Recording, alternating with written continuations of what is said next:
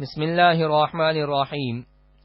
صرف 5 منٹ کا مدرسہ قرآن و حدیث کی روشنی میں 149واں دن 29 جمادی الاولی۔ نمبر 1، اسلامی تاریخ۔ غزوہ بنو قریظہ۔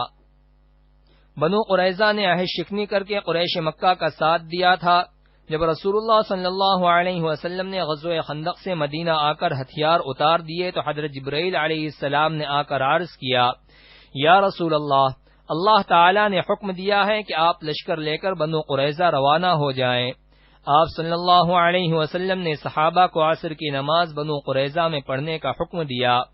حضرت علی رضی اللہ عنہ اسلامی جھنڈا اور صحابہ کا لشکر لے کر وہاں پہنچے۔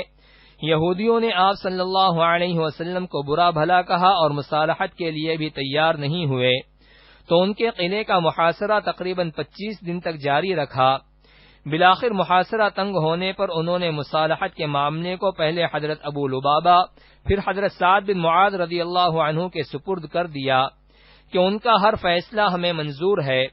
انہوں نے تورات کے مطابق فیصلہ کیا کہ تمام لڑنے والے مردوں کو قتل کر دیا جائے، عورتوں اور بچوں کو غلام بنا لیا جائے، جائیداد اور مال و دولت مسلمانوں میں تقسیم کر دی جائے۔ اس فیصلے کے مطابق بنو قریظہ کو گرفتار کر کے مدینہ لا کر قتل کیا گیا۔ حوی بن اخطب اور بنو قریظہ کے سردار کعب بن اسد کی بھی گردن مار دی گئی تاکہ عہد شکنی کرنے والوں اور دھوکہ بازوں کو ہمیشہ کے لیے سبق مل جائے اور آنے والی نسلیں عبرت حاصل کریں۔ اس طرح مدینہ ہمیشہ کے لیے دشمنوں کی سازشوں سے محفوظ ہو گیا۔ نمبر 2، اللہ کی قدرت۔ انار کے پھل میں اللہ کی قدرت۔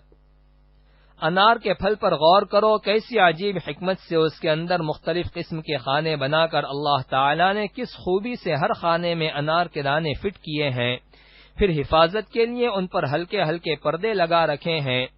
ایک موٹے اور نرم گودے میں وہ دانے جڑے ہوئے ہیں، پھر دانوں کو ایک باریک غلاف میں محفوظ کر دیا ہے تاکہ وہ ایک جگہ ترتیب سے رہ کر پرورش پا سکیں، کسی ضرب کے پڑنے سے وہ منتشر ہو کر خراب نہ ہو۔ یہ اللہ تعالی کی قدرت کی کتنی عجیب کاریگری ہے۔ نمبر 3، ایک فرض کے بارے میں۔ والدین کے ساتھ اچھا برتاؤ کرنا۔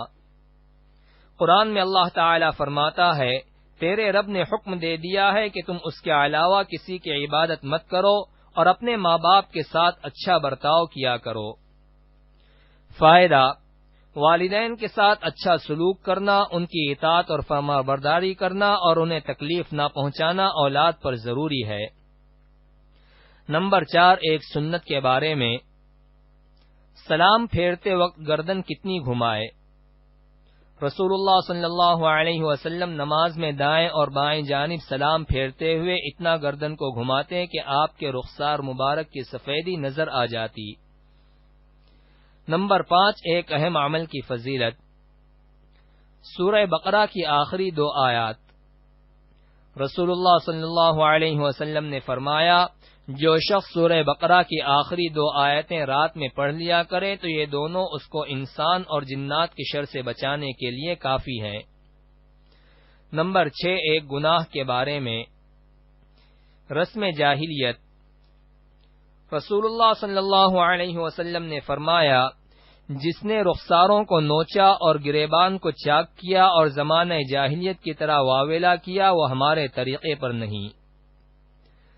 نمبر 7، دنیا کے بارے میں۔ بوڑھے آدمی کی خواہش۔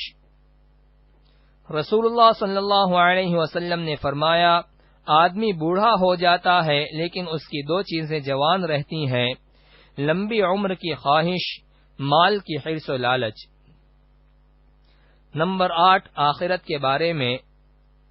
بائیں ہاتھ میں اعمال نامے والے۔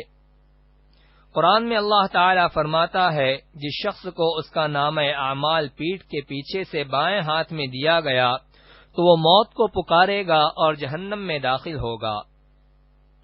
نمبر 9، طب نبوی سے علاج۔ خربوزے سے معدے کی صفائی۔ رسول اللہ صلی اللہ علیہ وسلم نے فرمایا، کھانے سے پہلے خربوزے کا استعمال پیٹ کو بالکل صاف کر دیتا ہے اور بیماری کو جڑ سے ختم کر دیتا ہے۔ نمبر 10، قرآن کی نصیحت۔